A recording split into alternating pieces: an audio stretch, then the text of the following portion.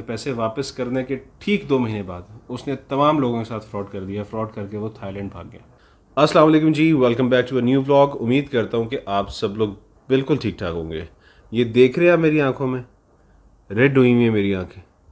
Editing, vlogging, daily vlogging, इसकी वजह से।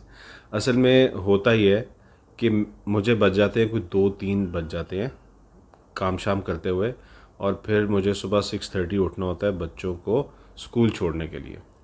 फिर मैं बच्चों को स्कूल छोड़ के वापस आता हूँ, कुछ व्लॉग बनाता हूँ, और फिर मैं जब बच्चों को वापस लेके आता हूँ ना, तो उसके बाद थोड़ा सा सो लेता हूँ ताकि मेरी नींद पूरी हो जाए। तो आज मैं नहीं सो सका, और उसकी वजह ये थी कि मज़दूर लगे हुए हैं पिछले 4-5 दिनों से। पेंट हो रहा है बाहर, तो पेंट हो रहा था घर का। तो आज उन्होंने ये मेरे पर्दों के पीछे, जो आपको बहुत बुरे लगते हैं पर्दे, और मुझे भी अब बुरे लगना शुरू हो गए हैं, इनके पीछे ग्रिल है, उसको उन्होंने पेंट करना था, और वो पेंट करने आ गए, और मैं नहीं सो सका आंखों का हाल देखने। और अब मुझे लगी हुई भूख, and I am now going to eat something. तो मज़र और ताहिरा ने मिलके कमरा जो है वो अच्छी तरह से साफ़ कर दिया है, मतलब साफ़ ही कर दिया है दोनों ने। तो यहाँ सोफ़ा था, वो मैंने कहा कि ले जाओ इसको नीचे रख दो। यहाँ वो टीवी और ट्रॉली पड़ी हुई थी, बहुत बुरी लग रही थी, उठा दी मैंने, यहाँ से नीचे भिजवा दी। अब ये देखें, सफाई के बाद ये मज़दूरों का काम देखें। मैंने उनको बोला भी यार इधर से मत आओ, बाहर से सीढ़ी लगा लो, लेकिन उन्होंने कहा नहीं, हमने आना है तो हम इधर से आएंगे। तो वो इधर से ही आए हैं, और ये उनके पाँव जो है ना, ये सारे लगे हुए हैं यहाँ तक। ठीक है जी, अब ये सुबह ही साफ़ होगा। और मुझे इस वक्त कुछ पता नहीं है कि ऊपर जो मैंने सोफ़ा उठवाया है और टीवी उठवाया है, उसका मैंने करना क्या उस जगह का। अभी वो बिल्कुल ख़ाली है, और ना मैं अभी उस जगह का कुछ कर सकता हूँ। अभी मेरा टोटल फोकस जो है वो अपने दोनों यूट्यूब चैनल्स के ऊपर है। ठीक है जी, और आई डोंट नो उसका क्या करना है। अभी वो जगह खाली रहेगी इसी तरह। मज़र साहब ने आलू वाले पराठे बनाए थे, वो मैंने दोपहर को खाए हैं। अभी देखते हैं पड़े या नहीं पड़े। Oh yes, here are the aloo वाला पराठास। बट पहले मुझे बच्चों से पूछना पड़ेगा कि भाई उन्होंने खाया या नहीं खाया। अगर तो उन्होंने नहीं खाया तो वो ये खाएंगे, और मैं फिर दूध पी लूँगा। दूध पीऊँगा और दूध के साथ एक टोस्ट खा लूँगा, एक खा लूँगा या 2 खा लूँगा, क्योंकि बच्चास ऑलवेज फर्स्ट। बच्चे खाएंगे पराठे, स्पेशली राफ़े एंड मुस्तफ़ा, एक एक पराठा उनका। मैंने ले ली है दाल, और वासे भी दाल खाएगा। ये दाल का कलर आप देख रहे हैं, ये स्पेशली अम्मी के लिए बनाई गई है। ये काली मिर्च वाली दाल है। तो अम्मी की जो सालन बनता है ना दूसरा वाला, उसमें लाल मिर्च नहीं डलती। क्या ख़राब हो गया साइकिल का? जी जी, ये किसकी साइकिल का है? ये खुला हो गया। ये किसकी साइकिल का है? ये अब्दुल की साइकिल का है। अच्छा चलो, इसको ठीक करा लेते हैं। तो मुझे ये बताओ कि मेरा सोफ़ा कहाँ रखा है तुमने? वो बाहर पड़ा हुआ है जी, हैं? बाहर पड़ा हुआ है। वो सोफ़ा बेच के ना मुझे तुमने 2 कुर्सियाँ लेके देनी है लकड़ी की। लकड़ी की, हाँ, आ जाएंगी? उनको क्या करना है? ऊपर कमरे में रखनी है। आ जाएगी। कहते हैं आ जाएंगी। जब सोफा बिकेगा तो आएंगी। वो बिकना ही नहीं इसीलिए तो कह रहा हूँ, बिक जाएगा तो आ जाएगी। ऐसे ऐसे यार। ये ऐसे ऐसे इसका करके ऊपर पाँव इसका पराठा किधर है? 2 पराठे पड़ेंगे, हैं? 2 पराठे पड़ेंगे। मुस्तफ़ा ने एक खाना है? मुस्तफ़ा आपने एक पराठा खाना है? पेट भर जाएगा? के पास 2 हैं, एक मेरे और एक इसका। तुम तो कह रहे थे अंदर 2 ही पराठे पड़े हुए हैं, एक एक किससे आएगा? मैं एयरपोर्ट जा रहा हूँ। वो मेरे लिए कह रहे थे तुम, या किसके नहीं, लिए? अब्दुल राफे के लिए 2 रखे थे। मैं एयरपोर्ट जा रहा हूँ। आपने एक खाना? एयरपोर्ट जा रहे हो? जी जहाज हो तुम? दुबई जा रहा हूँ। जहाज हो? Dubai, I am going to Dubai. बिल्कुल भी स्पाइसी नहीं है बहुत स्पाइसी। बेटे। ये इतनी मज़े की पीठी है ना, बिल्कुल स्पाइसी नहीं है। आपको क्यों? आपको ये पीठियाँ पसंद है, मुझे स्पाइसी वाली। नहीं बेटा, ज़्यादा स्पाइसी भी नहीं होनी चाहिए, लेकिन ये बहुत मज़े की है। मुस्तफ़ा आपको क्यों स्पाइसी लग रहा है? नहीं खाना? और इसके अंदर मिर्च बहुत ज़्यादा है। नहीं खाना बस? भाई पापा को स्पाइसी लगा, तुम्हें कैसे स्पाइसी लगा? देखो, मेरे लिए जो है ना, कि अगर थोड़ा सा भी स्पाइसी हो ना तो मुझे बहुत स्पाइसी लगता है। तो मुझे ये आलू वाला पराठा स्पाइसी नहीं लगा। परांठा। पराठा स्पाइसी नहीं लग गया मैंने। खत्म हो गया दही तो? भाई के पास से अब।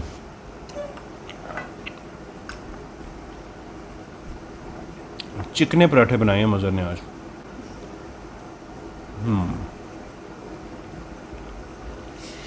बहुत ज़्यादा स्पाइसी है। नहीं है स्पाइसी, मुझे लग रही है। आपको ऐसे ही लगी जा रहे हैं। अभी देखो ये क्या ढूंढ रहा है, ये यहाँ पे क्या ढूंढ रहे हो? अपना स्केल कौन सा स्केल? स्केल में ले लीजा। कौन सा स्केल इस टाइम ढूंढ रहे हो? ले लीजा। स्कूल के लिए? हाँ जी। तो वो तो बैग में होना चाहिए आपके। नहीं है ना, वो इतनी देर से ढूंढ रहा हूँ, नहीं मिल रहा। स्केल घुमा दिया। किसकी साइकिल की लाइट उतार के लाए हो? अपनी हैं? अपनी क्यों? लाइट करनी थी कैमरे पे। मेरे कैमरे पे? आई लाइट हाँ जी आ रही है। बहुत ज़्यादा। नहीं बहुत ज़्यादा तो नहीं, आप बिल्कुल डायरेक्ट कैमरा के ऊपर लाइट की हुई है आपने। हाँ आ रही है। मुस्तफ़ा सारे ड्रॉज बंद कर दें, अगर स्केल नहीं मिल रहा। बहुत रात हो गई है, मुझे बहुत सख्त निन्ना आया हुआ है। आप भी सो जाए, चलें शाबाश। हाँ जी। सुबह स्कूल जा रहे हैं, ठीक है? चलो लाइट्स ऑफ करने लगा हूँ मैं। नहीं अभी नहीं। बस सो जाएं। सो गाइस अभी थोड़ी देर पहले बहुत तेज़ आंधी चल रही थी, अभी हल्की हुई है काफ़ी ज़्यादा। ये देखें सामने, अभी काफ़ी ज़्यादा हल्की हो गई है, पहले बहुत तेज़ थी। तो शुक्र है आंधी चली है, मौसम कुछ बेहतर हुआ है। गर्मी बहुत ज़्यादा पड़ रही थी, तो दुआ करते हैं कि जी बारिश हो जाए लाहौर में। इतनी गर्मी पड़ रही है काफ़ी दिनों से, और यकीन कीजिए पहले भी मैंने आपको बताया कुछ भी करने को दिल नहीं कर रहा। तो अल्लाह करे कि आज बारिश हो जाए और मज़े मज़े का मौसम हो जाए और ये गर्मी का जोर जो है ना ये टूटे। सो गैस सेकंड डे आज ब्लॉग का, और अभी 10 बज रहे हैं और मैं जा रहा हूँ कटिंग करवाने के लिए। काफ़ी दिन हो गए कटिंग नहीं करवाई, और बाल जो हैं वो अजीब से हुए हैं। लें जी, कटिंग करा ली है मैंने और घर आके फ्रेश भी हो गया हूँ मैं। अब आपसे एक ज़रूरी बात करनी है। तो मैं 18 साल का था जब मैंने काम स्टार्ट किया, और किसी के दफ्तर में बैठ के काम पहले सीखा और उसी दफ्तर से स्टार्ट लिया। और प्रॉपर्टी का काम था जो मैंने पहला काम स्टार्ट किया था। काम स्टार्ट करने के ठीक 2.5 साल या 3 साल के बाद मेरा नर्वस ब्रेकडाउन हो गया। विद इन 3 ईयर्स मैंने अपना ऑफिस बना लिया था, और ऑफिस बनाने के दौरान ही मेरा नर्वस ब्रेकडाउन हुआ, और उसी की वजह से मेरा ऑफिस जो है वो बंद हुआ, घर में बंद हो गया 6 महीने के लिए। मेरी वीडियो है माई लाइफ स्टोरी पार्ट 1 और लास्ट पार्ट, उसमें मैंने सारा कुछ बताया हुआ है कि क्या हुआ कैसे हुआ। लेकिन मैंने अपने आप को फिर दोबारा से खड़ा किया। कैसे खड़ा किया वो भी बताया हुआ है। दोबारा से खड़ा हुआ, दोबारा से प्रॉपर्टी का बिजनेस स्टार्ट किया, लेकिन उस तरह से स्टार्ट नहीं हो सका जिस तरह से पहले हो रहा था। डिसहार्ट हो गया, दोबारा बैठ गया। फिर सेकंड बिजनेस मैंने कपड़े का स्टार्ट किया, और वो एक दोस्त के साथ स्टार्ट किया। मुझे पता चला कि उस दोस्त ने काफ़ी लोगों से पैसे लिए हुए हैं, और ये मुझे तकरीबन 6-7 महीने के अंदर पता चला कि पैसे लेके वो लोगों को प्रॉफिट देता है। मुझे भी शुरू में वो पैसे दे के मेरे पैसे लेके वो मुझे प्रॉफिट देता था, और मैं उसके पास बैठ के काम सीख रहा था कपड़े का। थाईलैंड से और चाइना से वो लेके आता था कपड़े। अल्लाह ताला ने मेरे जहन में डाला कि यार ये कहीं तुम्हारे साथ फ्रॉड ना कर जाए। तो मैंने फिर उसको बोला, मैंने कहा यार तुम मेरे पैसे वापस कर दो, मैं इस बिज़नेस से बाहर निकलना चाहता हूँ। तो अल्टीमेटली उसने मेरे पैसे वापस कर दिए, और पैसे वापस करने के ठीक 2 महीने बाद उसने तमाम लोगों के साथ फ्रॉड कर दिया। फ्रॉड करके वो थाईलैंड भाग गया। मैं फिर डाउन हो गया, और मैंने सोचा कि, और जब भी मैं डाउन होता था तो मैं यही सोचता था कि अब लाइफ ख़त्म होगी, इसके बाद अब कोई लाइफ नहीं है, ज़िंदगी ख़त्म है, अब मैं कुछ नहीं कर सकता। बैठ गया। थर्ड बिजनेस स्टार्ट किया मोबाइल्स का। हफीज़ सेंटर के साथ ही एक प्लाजा है, वहाँ पे मोबाइल्स का बिज़नेस स्टार्ट किया, मोबाइल फ़ोन्स का। और बिज़नेस स्टार्ट करने से पहले बहुत सारे लोगों से पूछा कि यार इस बिज़नेस में कितना प्रॉफिट है, तो लोगों ने कहा बहुत प्रॉफिट है जी। लोगों ने तो एक शॉप खोली और एक शॉप से 10 शॉप्स बना ली। सोचा ठीक है अच्छा बिज़नेस है, स्टार्ट कर लेते हैं। जब बिज़नेस स्टार्ट किया तो पता चला कि हफीज़ सेंटर की बेसमेंट में होलसेलर्स बैठे हुए हैं, वही रिटेलर्स को मोबाइल देते हैं, और वही जो आम पब्लिक आती है, आम कस्टमर आता है जो नीचे चला जाता है बेसमेंट में, उसको भी मोबाइल वो उसी रेट पे दे देते हैं जिस रेट पे रिटेलर्स को दे रहे हैं। और जब शॉप खोली, यकीन करें कि जो ब्रांड न्यू मोबाइल होता है उसमें 50 रुपये भी नहीं बचते थे। फिर पता चला कि लोग किस तरह से कमा रहे हैं। लोग रीपैक करके जो सेट्स वापस आ जाते हैं ना, नए सेट्स 20 दिन यूज़ हुए हुए, 10 दिन यूज़ हुए हुए, 15 दिन यूज़ हुए हुए, तो उनको दोबारा से पैक करके दुकान के अंदर ही नया करके बेचते थे। इस तरह से पैसे कमा रहे थे। या फिर सेकंड हैंड सेट आप बेचने जाते हैं दुकान के अंदर, उसको दुकानदार ख़रीद के ज़्यादा पैसों में कस्टमर को बेच देता है। ये दो तरीके होते हैं मोबाइल शॉप में कमाने के। न्यू मोबाइल पे पैसे नहीं बेचते। वो बिज़नेस भी छोड़ दिया, वो बिज़नेस छोड़ दिया और सोचा कि ज़िंदगी लाइफ झंड हो गई है, ख़त्म हो गई है। फिर एक बैंक में जॉब की, फिर एक पेंट कंपनी थी उसमें जॉब की, फिर एक ट्रांसपोर्ट कंपनी थी उसमें जॉब की। जब जॉब की तो मैं अपने सीनियर्स को देखता था और जो उस कंपनी का टॉप पे जो एम्प्लॉय होता था ना, उसको देखता था कि यार ये किस पोजीशन पे है। लेकिन जब मैं उसको देखता था तो मुझे पता चलता था कि यार इस बंदे ने 25 साल काम करके या 30 साल काम करके ये बंदा इस पोजीशन पे पहुंचा है और 5 लाख रुपया, 6 लाख रुपया या 7 लाख रुपया या जितने भी हैं ये कमा रहा है। तो मैं सोचता था कि यार 25 साल इसने इस कंपनी के लिए काम किया और ये इतने पैसे कमा रहा है, तो कंपनी कितना कमा रही है। कंपनी ने इसको रगड़ा लगाया सुबह से लेकर रात तक इस बंदे को, और कंपनी ने तो अरबों रुपया, करोड़ों रुपया कमा लिया। तो ये बेचारा क्या करेगा जब ये बुढ़ापे में जाएगा।